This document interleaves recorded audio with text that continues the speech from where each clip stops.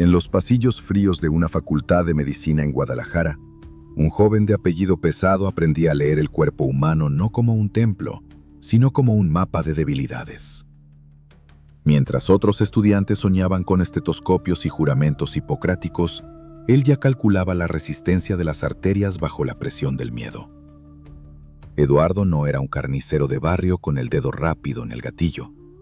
Él era el cirujano que entendía que para controlar una ciudad, primero hay que anestesiar su moral. Cuando el sol de los 80 empezó a calentar la frontera, el doctor colgó la bata blanca para teñirla con el color de la ambición y el silencio. En Tijuana, las recetas médicas empezaron a escribir con tinta de sangre, y las farmacias invisibles vendían un sueño que casi siempre terminaba en un viaje sin retorno. Fue así como el hombre que juró salvar vidas se convirtió en el arquitecto de la morgue más grande del norte. Si quieres saber cómo el tipo que estudió para sanar terminó administrando el inventario de la muerte en la frontera más transitada del mundo, suscríbete al canal ahora y deja un comentario con el nombre del patrón que quieres oír después. Corría el final de la década de los 70 en Culiacán, una tierra donde el polvo no solo se levanta por el viento, sino por el galope de los caballos y el rugido de los motores que transportan el tesoro blanco. Eduardo Arellano Félix no era el típico muchacho que buscaba problemas en las esquinas. Él venía de una estirpe diferente, una familia que entendía que el verdadero poder no grita, sino que susurra en los oídos adecuados. Mientras sus hermanos, Benjamín y el impulsivo Ramón, ya empezaban a mover las fichas en el tablero de la maña, Eduardo se mantenía entre libros de anatomía y frascos de laboratorio. Pero en esa casa, el olor a medicina se mezclaba con el aroma dulce y penetrante de la mercancía que bajaba de la sierra. El doctor, como empezarían a llamarlo en voz baja, entendió pronto que el negocio de la nieve no se trataba solo de mover paquetes, sino de logística, de entender cómo fluye el sistema, tal como fluye la sangre por las venas de un paciente. Su tío, el padrino de todos los padrinos, Miguel Ángel Félix Gallardo, lo miraba con ojos de quien ve una inversión a largo plazo. No necesitaban más sicarios de gatillo fácil. Necesitaban mentes que supieran empaquetar el caos y darle una estructura corporativa. Eduardo era esa mente. Cuando el padrino cayó y el mapa de México fue repartido como un pastel de bodas entre los diferentes clanes, a los Arellano Félix les tocó la joya de la corona, Tijuana. Era la puerta de entrada al paraíso del consumo, un cuello de botella por donde la nieve blanca podía fluir hacia el norte de manera incesante si se sabía cómo aceitar las bisagras. Eduardo fue el encargado de diseñar los planos de esa maquinaria. Él no se ensuciaba las manos con el polvo. Él se encargaba de que el flujo financiero fuera tan limpio como una sala de operaciones después de una cirugía exitosa. Tijuana no era una ciudad fácil. Era un monstruo de 1000 cabezas que devoraba a los débiles. Pero los hermanos llegaron con una receta clara: plata para los que colaboraban y plomo para los que intentaban cerrar la farmacia. Bajo la sombra de Benjamín, el estratega, y Ramón, el ejecutor, Eduardo se convirtió en el administrador del silencio. Él sabía que para que el negocio prosperara, había que mantener a los pacientes bajo control. Si alguien empezaba a hablar de más, el doctor recomendaba un tratamiento definitivo: mandarlos a dormir para siempre en una fosa sin nombre, lejos de las luces de la ciudad.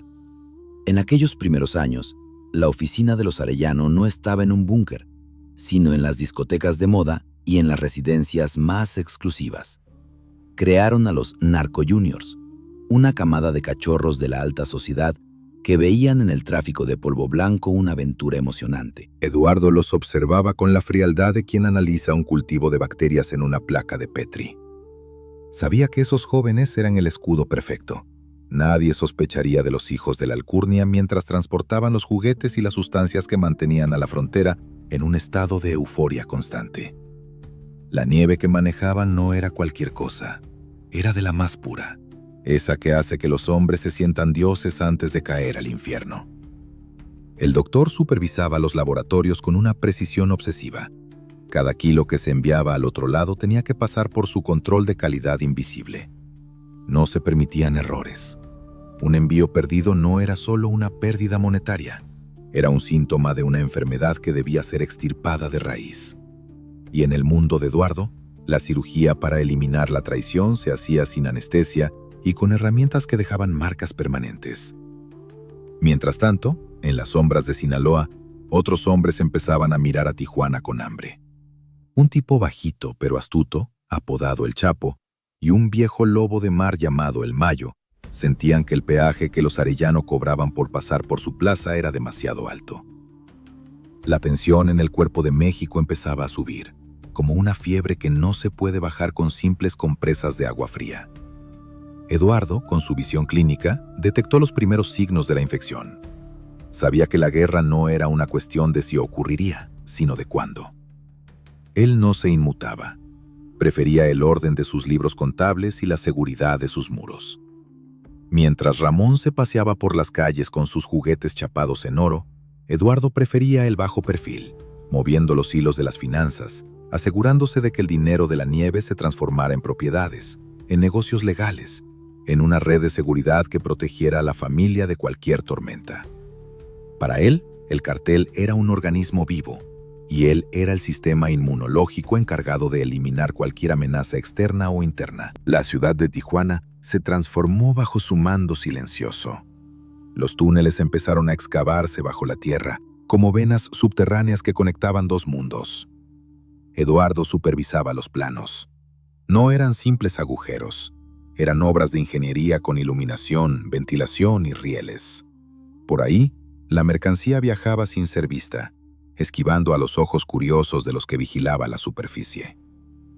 El doctor había logrado lo que nadie antes: convertir la frontera en un colador quirúrgico. Pero el éxito trae envidia, y en este negocio, la envidia se traduce en enviar a alguien al rancho antes de tiempo.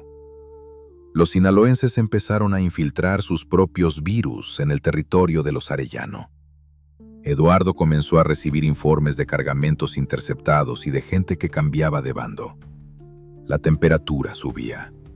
La calma de la sala de espera se estaba terminando, y el quirófano estaba listo para recibir a sus primeros pacientes de la gran guerra que se avecinaba. Él se sentó en su escritorio, ajustó sus gafas y miró los informes de la plaza. No había rastro de miedo en sus ojos, solo el cálculo frío de un hombre que sabe que, a veces, para salvar el cuerpo, hay que amputar un miembro. La primera receta del doctor para sus enemigos estaba lista, y no iba a ser nada dulce. El polvo blanco iba a mezclarse con el humo de la pólvora, y Tijuana se convertiría en el escenario de una carnicería que ni siquiera los libros de medicina de Eduardo podrían haber descrito. La estructura del cártel de Tijuana estaba en su apogeo, pero la base estaba empezando a temblar. El doctor sabía que los imperios, al igual que los hombres, mueren por dentro antes de que el corazón deje de latir. Y mientras se preparaba para la siguiente fase del tratamiento, una pregunta flotaba en el aire cargado de salitre de la costa. ¿Cuántas vidas más tendrían que ser empaquetadas antes de que el mundo se diera cuenta de que el médico que todos respetaban era en realidad el ángel de la muerte con una pluma en la mano? Tijuana no es una ciudad para los que tienen el pulso tembloroso. Es un laberinto de concreto y acero donde el aire huele a salitre y a ambición desesperada. Para el doctor, la ciudad era un paciente en estado crítico, una masa de calles congestionadas que necesitaba un sistema circulatorio nuevo, uno que bombeara la nieve blanca directamente hacia el corazón del gigante del norte sin que los latidos se saltaran ni una vez. Eduardo Arellano Félix se instaló en su clínica con la parsimonia de quien sabe que el tiempo es solo otra variable en una ecuación de poder. Él no veía esquinas o barrios. Él veía puntos de distribución, nodos de un sistema nervioso que él mismo estaba rediseñando con la precisión de un bisturí recién afilado. En aquellos años de gloria y sombras, la clínica de los Arellano no era un lugar físico, sino un estado mental que envolvía toda la frontera. Eduardo entendió que para que la farmacia funcionara sin interrupciones, los encargados de vigilar la salud pública, esos hombres de uniforme que cargan placas y promesas vacías, debían ser parte de la nómina. No se trataba de pelear con el sistema, sino de comprarlo, pedazo a pedazo, hasta que el Estado mismo fuera un empleado más en el libro de contabilidad del doctor. La plata fluía como agua en temporada de lluvia, aceitando las bisagras de las puertas que antes estaban cerradas. Bajo su supervisión, los tratamientos para la resistencia oficial se volvieron infalibles. O aceptaban la receta de billetes verdes, o se preparaban para una visita de cortesía al rancho de los silencios eternos. Pero el genio del doctor no se limitaba a las finanzas. Él sabía que un ejército necesita una cara que la sociedad no tema, o al menos, una que pueda mezclarse en los cócteles de la alta alcurnia sin levantar sospechas. Fue así como nacieron los Narco Juniors. Eduardo observaba desde su oficina cómo su hermano Ramón reclutaba a los hijos de las familias más ricas de Tijuana. Muchachos que habían crecido entre algodones y que ahora buscaban la adrenalina que solo el metal y el polvo pueden ofrecer. Estos jóvenes eran los practicantes perfectos. Con sus autos deportivos y sus ropas de diseñador, cruzaban la frontera como si fueran dueños del mundo, llevando consigo los paquetes de felicidad efímera que el doctor preparaba con tanto esmero. Para Eduardo, estos muchachos eran una herramienta quirúrgica. Eran desechables, sí, pero extremadamente efectivos para infiltrar las capas de la sociedad donde un tipo con aspecto de sicario de montaña nunca llegaría. Si había que ajustar una cuenta en un club exclusivo o mandar a dormir a un competidor que se escondía en una zona residencial, los juniors lo hacían con una sonrisa cínica, protegidos por el apellido de sus padres y la sombra inmensa del doctor. La ciudad se convirtió en un campo de juegos donde la muerte vestía de seda y el olor a pólvora se camuflaba con el perfume más caro de París. La logística de la nieve se volvió una ciencia exacta bajo el mando de Eduardo. Él no creía en las rutas convencionales que otros clanes usaban. Él prefería el subsuelo, la oscuridad donde los ojos de los gringos no podían llegar. Comenzó a diseñar los conductos de aire, esos túneles que atravesaban la tierra como venas artificiales. Eran obras de ingeniería que harían palidecer a cualquier arquitecto civil. Ventilación, electricidad y sistemas de rieles para que los carritos cargados de medicina llegaran a San Diego en cuestión de minutos. Eduardo se sentaba a revisar los planos, corrigiendo ángulos y profundidades, asegurándose de que el flujo fuera constante. Si la superficie era un caos de revisiones y patrullas, el subsuelo era el reino absoluto de la familia, una arteria secreta que alimentaba el vicio del norte sin que nadie sospechara el volumen del suministro. Pero en una clínica tan grande, siempre hay complicaciones.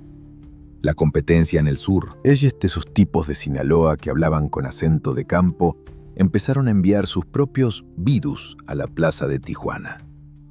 Querían una parte de la receta. Querían usar los conductos que el doctor había construido con tanto cuidado.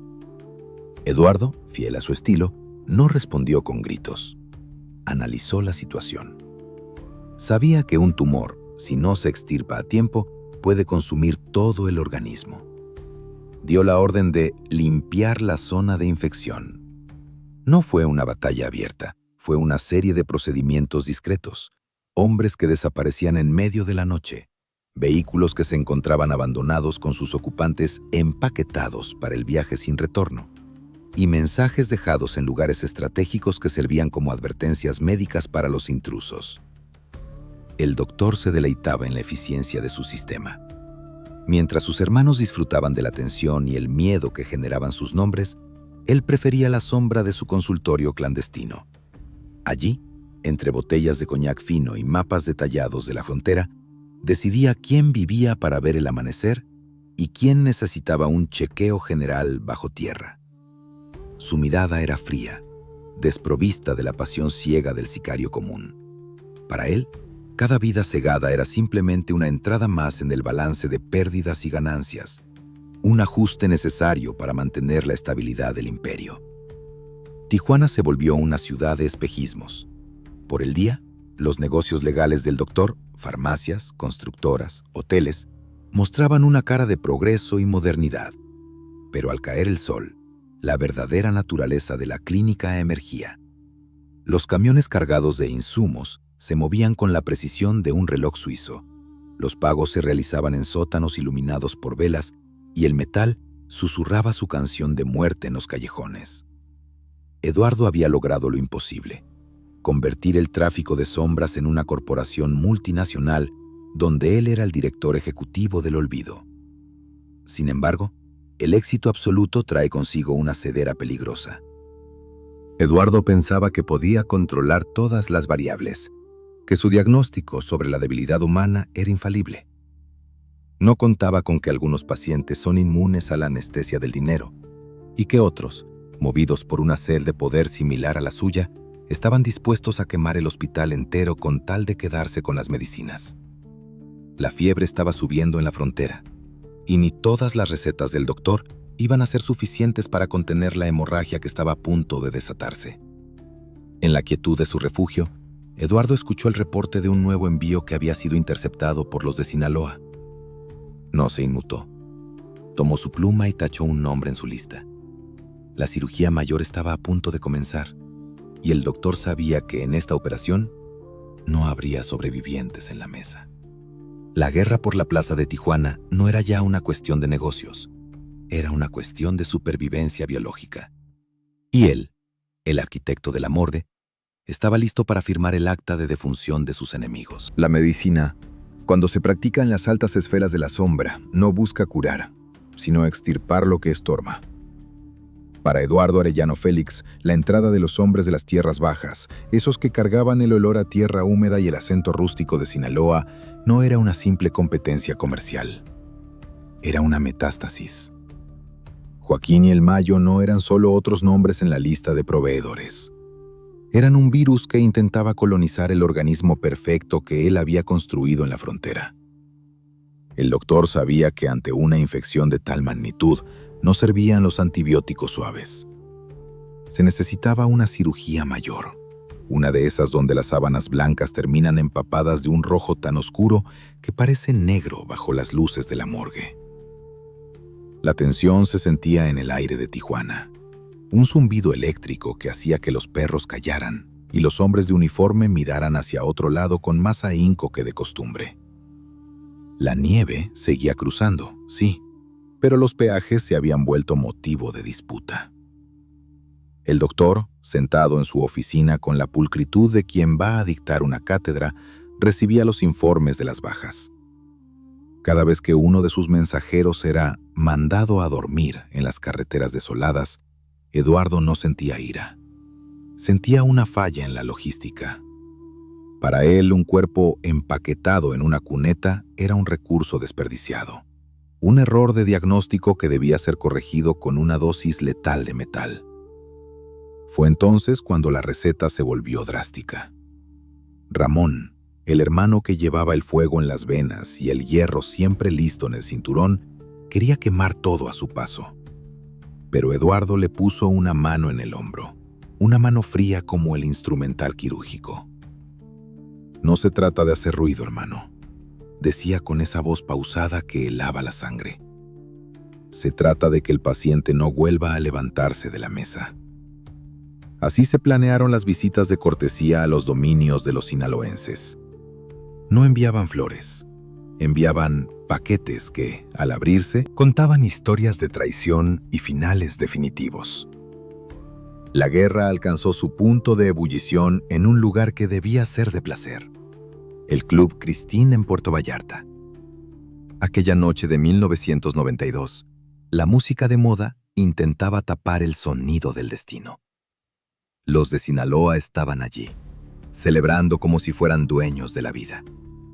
Pero el doctor había enviado a sus mejores practicantes. No fue una fiesta, fue una mesa de disección a gran escala. Cuando los juguetes empezaron a escupir su fuego de plomo, el tiempo se detuvo. Eduardo no estuvo allí físicamente, pero su firma estaba en cada ráfaga. Fue una receta para el desastre. Hombres que intentaban saltar por las ventanas para evitar el viaje sin retorno. El olor a pólvora mezclándose con el perfume caro y el alcohol derramado. Aunque el objetivo principal, el tipo bajito de la sierra, logró escabullirse por los conductos de aire, el mensaje fue entregado con una claridad quirúrgica. En el territorio del doctor, nadie se salta la cita con el destino. Después de Puerto Vallarta, la frontera se convirtió en un quirófano a cielo abierto. Eduardo supervisaba la limpieza con una eficiencia aterradora. Cada vez que alguien de Sinaloa intentaba mover su polvillo por los conductos de los Arellano, terminaba jugando golf bajo tierra. El doctor había diseñado un sistema de vigilancia que no dejaba rastro. Sus ojos estaban en los hoteles, en las gasolineras, en las esquinas más insignificantes. No hablaba de atentados, hablaba de ajustar el asunto. No hablaba de violencia, hablaba de mantenimiento preventivo. Para él, cada vida que se apagaba bajo su orden era simplemente un tejido necrótico que debía ser removido para que el cartel de Tijuana siguiera respirando. Pero la guerra es un tratamiento caro. El costo no se medía solo en billetes verdes, sino en la paz mental que incluso un hombre de hielo como Eduardo empezaba a perder. Los de Sinaloa no se quedaron quietos.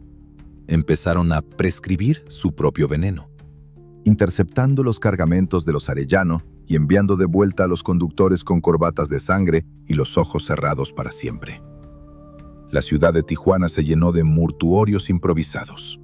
El doctor veía cómo sus mejores hombres eran empaquetados de la misma forma en que él lo hacía con sus enemigos. Era un ciclo de retroalimentación donde la única medicina disponible era más plomo. En la soledad de su refugio, rodeado de mapas y de su colección de instrumentos médicos que ya no usaba para sanar, Eduardo analizaba el mapa de bajas. Sabía que la infección sinaloense era más persistente de lo que había calculado. El Chapo y el Mayo eran como esas bacterias que mutan para hacerse resistentes a cualquier droga. El doctor entendió que la guerra no se ganaría solo con fuerza bruta. Necesitaba una estrategia que involucrara a los cuidadores del orden en niveles más altos. Empezó a inyectar sumas astronómicas de vitamina verde en las venas del gobierno, comprando no solo silencio, sino protección activa. Si no podía extirpar el tumor con cirugía, lo haría con una radioterapia de corrupción que quemara a cualquiera que intentara ayudar a sus rivales. Los enfrentamientos en las calles se volvieron una rutina macabra. La gente de Tijuana aprendió a reconocer el sonido de los fierros y a buscar refugio cuando los motores de las camionetas blindadas rugían con demasiada intensidad. El doctor se mantenía como el director de una orquesta fúnebre, coordinando los movimientos desde la oscuridad. Se decía que podía decidir el final de un hombre solo con un movimiento de su pluma sobre un papel. No necesitaba gritar. Su silencio era más pesado que el plomo y más letal que cualquier veneno conocido. Sin embargo, en medio de esta carnicería controlada, un evento estaba por ocurrir, algo que ni siquiera el análisis clínico de Eduardo pudo prever. Un error de diagnóstico en la ciudad de Guadalajara, una confusión entre las sombras de un aeropuerto, que cambiaría la percepción del mundo sobre su clínica.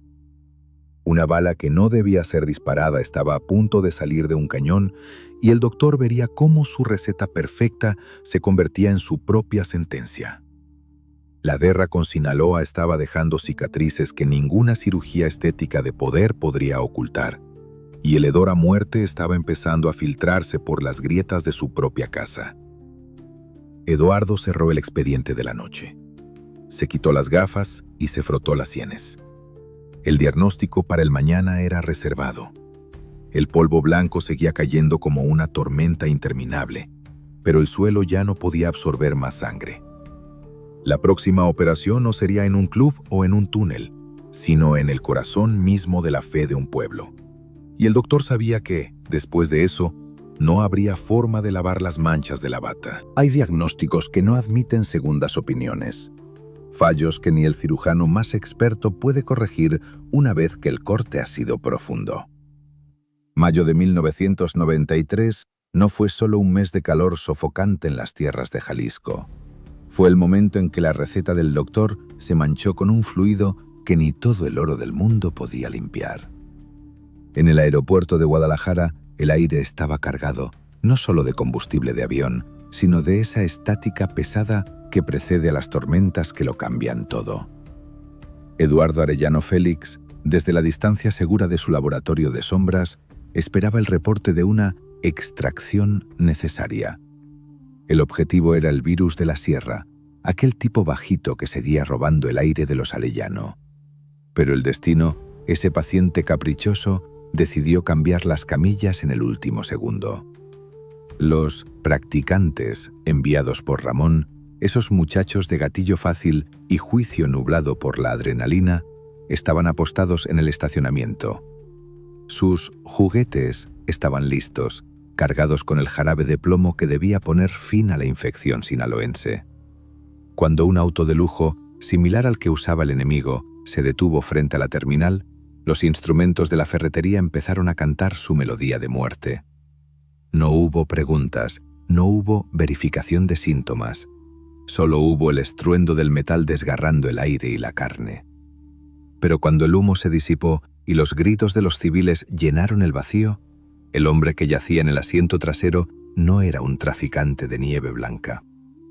Era un emisario de las alturas, un hombre cuya bata no era blanca como la de Eduardo, sino púrpura y negra, un representante del cielo en la tierra. El envío al rancho del cardenal Posadas Ocampo fue el error de diagnóstico más costoso en la historia de la familia. Eduardo recibió la noticia y, por primera vez, el frío de su sangre bajó unos grados más. Sabía que habían empaquetado al hombre equivocado Y que ese error no se arreglaba con una nota de disculpa o un fajo de billetes. Habían disparado contra la fe de un pueblo entero, y el rugido de la indignación pública fue más fuerte que cualquier ráfaga de sus fierros. La mirada de Dios, o al menos la de sus representantes y la del Estado presionado por el Vaticano, se posó directamente sobre Tijuana. El doctor entendió de inmediato que la clínica estaba bajo una inspección que no podrían sobornar tan fácilmente. La cacería que siguió fue de proporciones bíblicas. El gobierno, que antes aceptaba las vitaminas verdes con una sonrisa discreta, ahora necesitaba ofrecer cabezas en una bandeja para calmar el hambre de justicia de las masas. Eduardo tuvo que mover a sus hermanos y a sus activos como si fueran piezas de un órgano vital en medio de un trasplante de emergencia. El blanqueo de su imagen se volvió una prioridad absoluta, pero ¿cómo limpiar la sangre de un santo de las manos de una familia que vivía del polvo blanco? La presión de los de arriba, de los que visten traje en la capital, se volvió asfixiante. La protección médica que habían comprado durante años empezó a mostrar grietas. El doctor se sumergió en los archivos, en las sombras de sus casas seguras, tratando de encontrar una cura para el caos. Su mente analítica buscaba culpables dentro de sus propias filas para ofrecerlos como sacrificio, como quien amputa un dedo para salvar la mano. Pero Ramón, el ejecutor del desastre, no era alguien que pudiera ser entregado. La familia era el cuerpo, y el cuerpo estaba empezando a fallar. El incidente en Guadalajara atrajo también a los sabuesos del norte, a esos hombres con placas doradas que hablaban inglés y que no se detenían ante las fronteras. La DEA puso el microscopio sobre cada movimiento de los Arellano, buscando el más mínimo rastro de la nieve para justificar una intervención total. En medio de este asedio, Eduardo mantenía la calma, pero sus noches se volvieron largas. Se dice que en el silencio de su consultorio clandestino, el doctor revisaba las fotos de la escena del aeropuerto una y otra vez. No por remordimiento, sino por un análisis clínico de la estupidez humana. ¿Cómo pudieron sus practicantes confundir a un príncipe de la iglesia con un ratón de la sierra? La respuesta era simple. El poder los había vuelto ciegos, y la ceguera en este negocio es una enfermedad terminal. El asunto no se podía arreglar con más plomo. Cada nueva bala disparada solo profundizaba la fosa en la que estaban cayendo. La guerra con Sinaloa, lejos de detenerse, se intensificó bajo la sombra del escándalo. El Chapo, aprovechando que los ojos del mundo estaban sobre los Arellano, empezó a mover sus piezas con una astucia renovada. Eduardo veía cómo el territorio que habían dominado con mano de hierro se llenaba de intrusos. La clínica de Tijuana estaba perdiendo pacientes y proveedores. Los suministros de polvo empezaron a escasear en algunas rutas porque los transportistas tenían miedo de ser empaquetados por un gobierno que ahora disparaba primero y preguntaba después. El doctor tuvo que ordenar un retiro estratégico, una hibernación forzada para dejar que la fiebre bajara. Pero la fiebre no bajaba, Cada vez que intentaban mandar a dormir a un testigo o a un soplón, el ruido era ensordecedor. Eduardo se dio cuenta de que el anonimato, su herramienta más preciada, se había evaporado. Su rostro, aunque menos conocido que el de sus hermanos, ya estaba en las listas de los más buscados.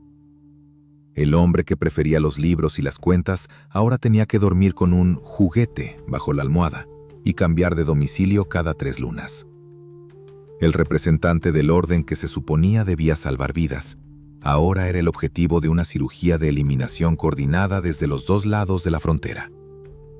Fue en este periodo cuando el doctor empezó a interesarse más por el mundo espiritual, no por fe, sino por una necesidad de entender el terreno que pisaba. Si habían ofendido a las alturas, necesitaba saber cómo negociar una tregua. Pero los santos no aceptan transferencias bancarias ni cargamentos de tuyos y míos. El diagnóstico final de Eduardo sobre el error de Guadalajara fue que la familia había perdido su inmunidad divina.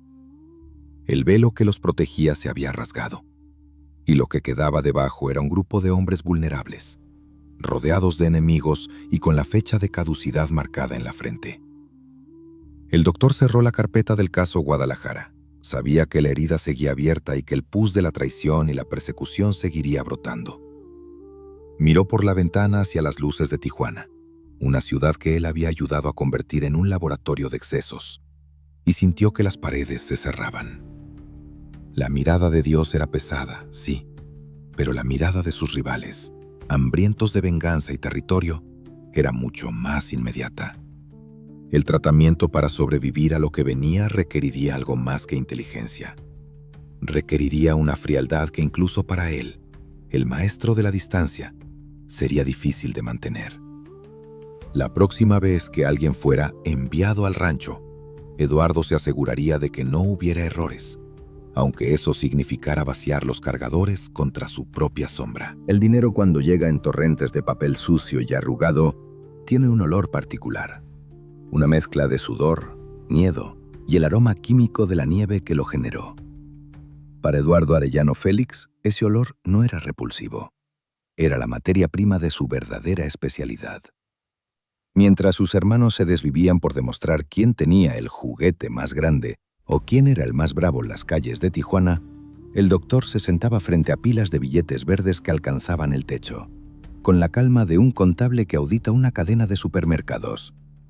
Él era el director financiero del olvido, el hombre encargado de convertir el agua turbia que brotaba de las venas de la frontera en corrientes cristalinas que pudieran fluir por los bancos del mundo sin levantar sospechas. La lavandería del doctor era una obra maestra de la ingeniería financiera. Él sabía que no bastaba con esconder los billetes bajo el colchón o enterrarlos en el desierto como hacían los rústicos de otras plazas. Eduardo prefería la luz del día para sus operaciones más oscuras. Bajo su mando, proliferaron las farmacias en cada esquina de Tijuana, una ironía que solo él disfrutaba en silencio, además de constructoras que levantaban edificios de cristal sobre cimientos de polvo blanco y empresas de transporte que movían aire por fuera pero oro por dentro. El doctor recetaba inversiones y curaba las finanzas de la organización con una precisión que ningún auditor gubernamental podía detectar.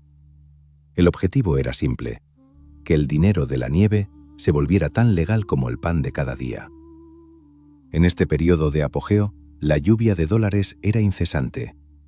Los camiones cargados de insumos regresaban del otro lado con las entrañas repletas de moneda estadounidense, el tributo que el gigante del norte pagaba por sus dosis diarias de euforia. Eduardo gestionaba este flujo con una frialdad matemática. Sabía exactamente cuánto debía destinarse a las vitaminas verdes para los jefes de la policía, Cuánto para los jueces que miraban hacia el techo y cuánto para mantener la lealtad de sus practicantes. En el mundo del doctor, la lealtad no era un sentimiento, era un gasto operativo que debía ser cubierto para evitar que el sistema se colapsara. Si alguien se volvía caro o empezaba a pedir más de lo que su diagnóstico permitía, Eduardo simplemente firmaba la orden para que lo empaquetaran y lo enviaran al rancho de los silencios. La relación con sus hermanos era un estudio de contrastes químicos. Ramón era la explosión, el reactivo que causaba incendios por donde pasaba, disfrutando del sonido de los fierros y la adrenalina del ajuste de cuentas directo. Benjamín era el rostro del poder, el que se sentaba en la mesa de los reyes. Y Eduardo era el catalizador silencioso, el que mantenía la estabilidad de la mezcla. A menudo tenía que limpiar los desastres que Ramón dejaba a su paso, usando el peso del dinero para silenciar a los testigos o para arreglar el asunto con las autoridades antes de que la sangre llegara al río. Era una dinámica peligrosa, un cirujano tratando de operar mientras su asistente golpeaba las luces con un martillo. Pero su mayor orgullo, su contribución más técnica a la empresa, fue el perfeccionamiento del sistema circulatorio subterráneo. Mientras otros se arriesgaban cruzando la mercancía por los puentes internacionales, Eduardo financió la creación de venas profundas bajo la tierra. No eran simples túneles, eran infraestructuras de primer nivel. El doctor contrataba a ingenieros civiles y les pagaba sumas que no podrían ganar en toda una vida de trabajo legal para que diseñaran pasadizos con rieles, iluminación de bajo consumo y sistemas de ventilación que evitaban que los paquetes se dañaran con la humedad. Él veía esos túneles como arterias que alimentaban el cuerpo de la organización.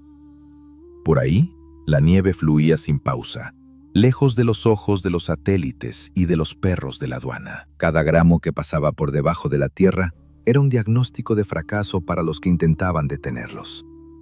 Sin embargo, el doctor no era ciego a los síntomas de decaimiento.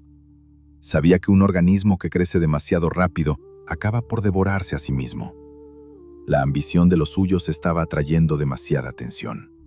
La lluvia de dólares, aunque necesaria, estaba empezando a inundar el sentido común. Los narcojunios, bajo la influencia del polvo blanco que ellos mismos distribuían, se volvían descuidados. Eduardo veía con desprecio cómo esos cachorros presumían su riqueza en los mismos clubes donde los agentes del otro lado tomaban notas. Él prefería el anonimato de un consultorio vacío, la seguridad de una cuenta numerada en un paraíso fiscal y el silencio de un hombre que sabe que, en este negocio, el que más grita es el primero en recibir el tratamiento de plomo. La gestión de las sombras se volvió un trabajo de tiempo completo. El doctor empezó a crear capas de aislamiento a su alrededor. Usaba nombres falsos, cambiaba de apariencia con la sutileza de quien se quita una máscara quirúrgica y nunca dormía 2 noches en el mismo lugar. Sabía que la DEA y el gobierno mexicano estaban armando un expediente clínico sobre su familia que no admitiría errores. Cada vez que tenía que mandar al otro lado un nuevo cargamento, Eduardo sentía que estaba jugando una partida de ajedrez contra un rival que tenía piezas infinitas. El dinero ayudaba, claro, pero no podía comprar el tiempo ni la paz que ya se le había escapado de las manos. En las reuniones privadas del cartel, Eduardo solía quedarse en un rincón, escuchando los planes de expansión con una mueca de escepticismo. ¿De qué sirve ser dueños de la montaña si no podemos caminar por la calle? Pensaba, aunque nunca lo decía en voz alta. Su diagnóstico era claro.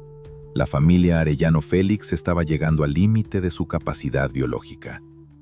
La guerra con Sinaloa seguía drenando recursos y hombres, y la clínica de Tijuana estaba bajo un asedio constante. El doctor sabía que tarde o temprano alguien cometería un error fatal, una incisión mal hecha que desangraría al imperio. Mientras tanto, él seguía contando los billetes, supervisando las lavanderías y asegurándose de que la nieve no dejara de caer sobre el norte.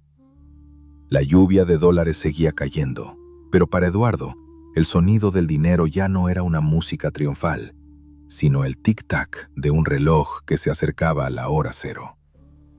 Estaba administrando un gigante con pies de barro, y el doctor, con toda su inteligencia y su bisturí financiero, sabía que no existía medicina en el mundo capaz de curar la enfermedad de la soberbia que ya corría por las venas de su dinastía.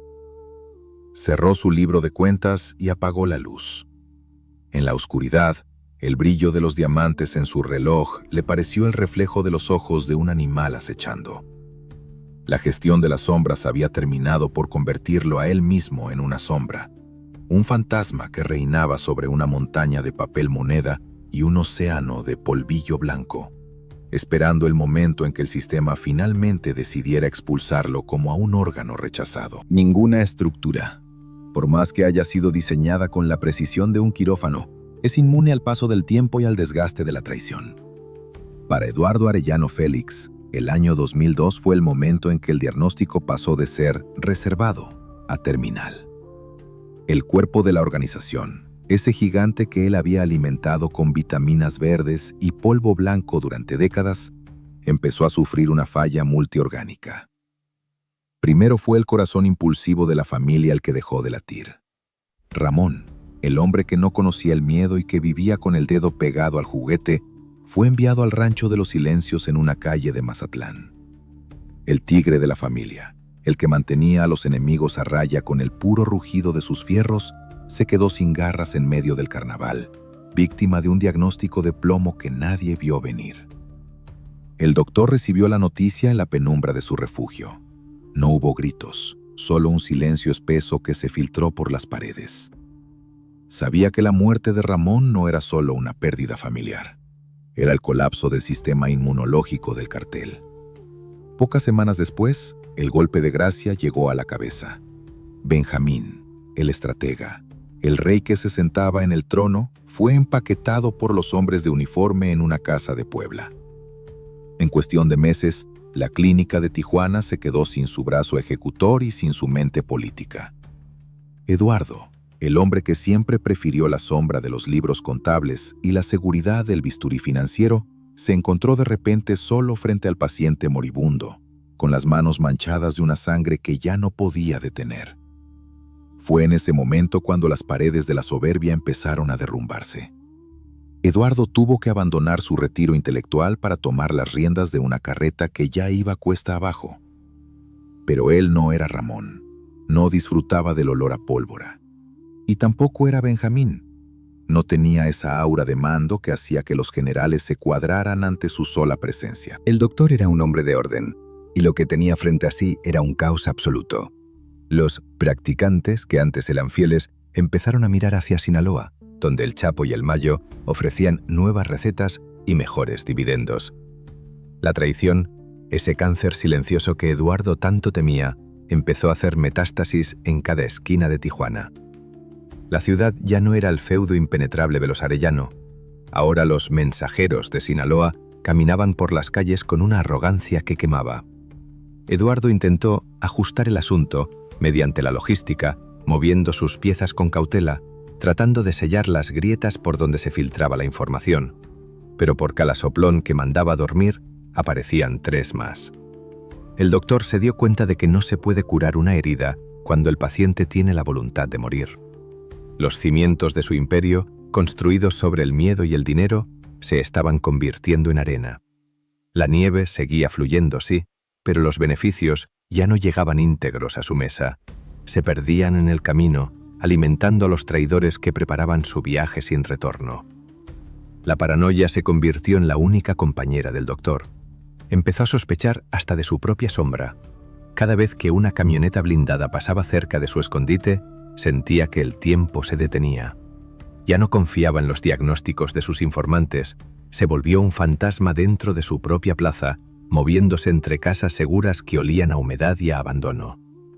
La lluvia de dólares se había transformado en un goteo insuficiente y gran parte de ese capital se destinaba ahora a pagar una seguridad que él sabía en el fondo que no le serviría de nada cuando los de Sinaloa o los gringos decidieran cerrar la clínica definitivamente. En este periodo de declive, Eduardo se apoyó en su hermana, Enedina, la única que compartía su visión fría y calculadora. Juntos intentaron administrar la agonía. Hicieron limpiezas quirúrgicas dentro de la organización, Eliminando a cualquiera que mostrara síntomas de debilidad o deslealtad. Pero cada purga debilitaba más al cuerpo. El doctor veía cómo sus mejores rutas eran tomadas, cómo sus túneles eran descubiertos por los sabuesos del norte y cómo el nombre de Arellano Félix, que antes hacía temblar al país, se convertía en un recuerdo de una era que se desvanecía. La metástasis de Sinaloa era imparable. y la receta de Eduardo ya no tenía efecto contra ese virus. Las noches en Tijuana se volvieron interminables. El doctor pasaba las horas revisando mapas antiguos, recordando cuando él era el arquitecto de la morgue y el dueño del viento blanco. Ahora se sentía como un prisionero en su propio territorio. Los fierros ya no sonaban para protegerlo, sino para marcar el avance de sus enemigos. Cada informe de un nuevo ajuste en las calles era una puñalada a su orgullo. Sabía que los del otro lado, esos hombres con placas que él mismo había comprado años atrás, ahora estaban vendiendo su ubicación al mejor postor. El sistema que él había aceitado con tanta plata ahora buscaba su cabeza para presentarla como un trofeo de guerra. Eduardo entendió que el diagnóstico era definitivo. No había tratamiento, no había cirugía milagrosa, no había vitamina verde suficiente para salvar la dinastía. Las paredes se estaban cerrando y el aire en Tijuana se volvía cada vez más escaso. El hombre que estudió para salvar vidas se dio cuenta de que había pasado su existencia gestionando la muerte y que ahora la muerte venía a cobrarle la factura de todas las recetas que había firmado. Se sentó en la oscuridad, con un vaso de coñac que ya no sabía a nada, escuchando el rugido lejano de la ciudad que una vez fue suya. El doctor se quitó las gafas y se frotó los ojos cansados. Había hecho todo lo posible por mantener el orden en el caos, pero el caos siempre tiene más paciencia que el orden. La clínica estaba vacía.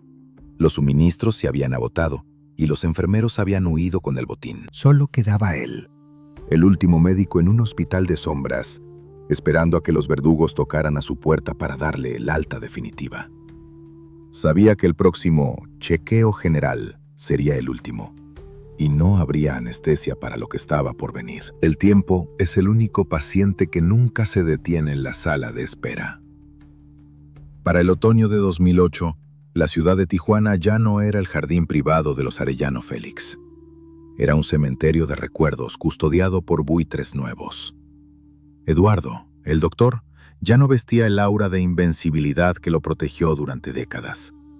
Se movía con la pesadez de quien carga con demasiadas recetas de plomo en la conciencia. Su rostro, que durante años fue un misterio para los hombres de azul, ahora estaba marcado por las líneas de la derrota. Se encontraba refugiado en una residencia discreta, lejos del estruendo de los juguetes que sus hermanos tanto amaron. Allí, entre las paredes que olían a café y a encierro, el último de los varones de la frontera esperaba que el destino firmara su acta de defunción profesional. La noche en que la consulta se cerró para siempre, no hubo la fanfarria de una gran batalla. No hubo el rugido de los fierros que marcaron la época de Ramón. Fue un procedimiento limpio, casi quirúrgico, como si el mismo gobierno hubiera aprendido las lecciones de eficiencia del doctor. Los hombres de las botas pesadas y los cascos oscuros rodearon la casa en la colonia Mesa de Otay. Eduardo escuchó el crujido de la puerta al ceder, pero no buscó su instrumental para defenderse.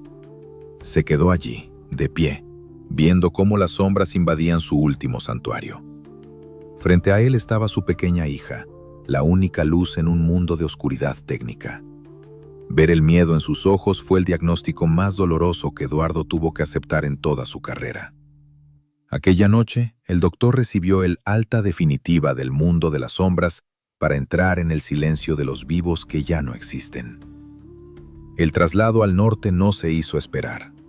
Eduardo fue empaquetado y enviado hacia el otro lado, hacia esa tierra que tanto consumió su medicina blanca, pero que ahora pedía su cabeza en una bandeja de plata. En las cortes de los gringos, el doctor no era el jefe de un imperio, era un paciente bajo observación.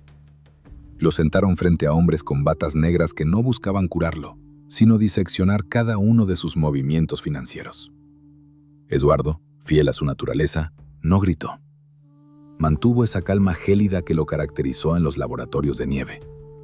Sabía que el juego había terminado y que los ajustes de cuentas ahora se hacían con años de encierro en cajas de concreto donde el sol no se atreve a entrar. La clínica de Tijuana terminó por desmantelarse. Sus hermanos estaban bajo tierra o en el retiro forzoso de las celdas de máxima seguridad. El imperio que Eduardo ayudó a construir con una mezcla de inteligencia médica y crueldad logística se desmoronó, dejando solo un rastro de cenizas y deudos. Los de Sinaloa, esos virus que él intentó extirpar, terminaron por heredar las venas subterráneas y los conductos de aire que él mismo diseñó. El doctor pasó años en la caja fría, viendo cómo el mundo exterior cambiaba, cómo la nieve seguía cayendo pero con otros nombres y otros dueños. Su diagnóstico inicial se cumplió. El organismo era demasiado grande para sobrevivir a su propia ambición. En 2021, tras cumplir su tiempo de aislamiento, Eduardo salió de nuevo a la luz del día. Pero el hombre que cruzó la frontera de regreso no era el mismo que una vez controló el latido de Tijuana. Era un fantasma, un anciano que había visto cómo todas sus recetas se convertían en actas de defunción. Se dice que desapareció en el anonimato de las calles que una vez dominó, buscando quizás esa paz que nunca pudo recetar a sus pacientes. El doctor ya no tiene lista de espera, ya no firma órdenes para mandar a nadie al rancho, y sus manos, aunque vacías de polvo, siguen cargando con el peso invisible de los miles que envió al viaje sin retorno. Hoy, cuando el viento sopla sobre los túneles abandonados de la frontera, se dice que todavía se escucha el eco de una voz pausada dictando una última dosis de olvido. Eduardo Arellano Félix se convirtió en la lección final para todos los que aspiran a reinar en la sombra. No importa qué tan buen cirujano seas, tarde o temprano, tú también terminarás en la mesa de operaciones. Y en este negocio, nadie sobrevive a la cirugía estética del poder. El cartel de Tijuana es ahora una entrada en los libros de historia criminal. Un recordatorio de que la sangre es el único líquido que no se puede lavar con todos los dólares del mundo. La consulta ha terminado y el doctor ha dejado el edificio, dejando tras de sí una receta de muerte que todavía sigue cobrándose vidas en cada esquina de México. Si quieres saber cómo un tipo hizo que toda la policía mexicana y estadounidense se quedara con las manos atadas durante décadas antes de que su propio imperio lo devorara, suscríbete al canal ahora y deja un comentario con el nombre del patrón que quieres oír después. El mundo de las sombras tiene muchas caras, y aquí te las mostramos todas, sin anestesia y con la frialdad de quien sabe que, en este juego, el final siempre es el mismo. Un viaje sin retorno al rancho de los silencios eternos.